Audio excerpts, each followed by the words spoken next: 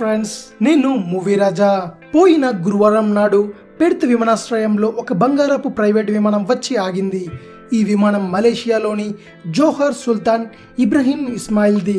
ఆ సుల్తాన్ తన భార్య రాజా జారిద్ సోఫియాతో కలిసి పశ్చిమ ఆస్ట్రేలియాలో హాలిడే ఎంజాయ్ చేద్దామని ఆ పసిడి విమానంలో ఇక్కడికి వచ్చారట.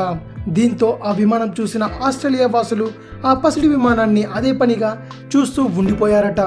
మనం ఇంతకు ముందు బంగారపు వాచ్లు, బంగారపు బైకులు, బంగారపు కార్లను చూస్తాం.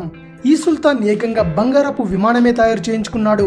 ఈ బంగారపు విమానం ఖరీదు $100 మిలియన్, అంటే మన రూపాయల్లో సుమారు 668 కోట్లు.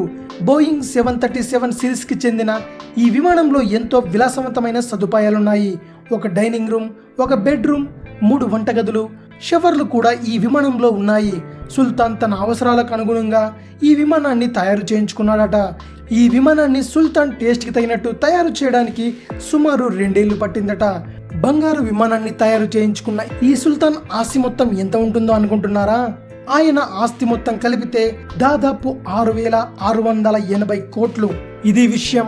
మరిన్ని ఇంట్రెస్టింగ్ న్యూస్ కోసం రిమిక్స్ కింగ్ ఛానల్ని సబ్స్క్రైబ్ చేయండి. Thanks for watching. బాయ్.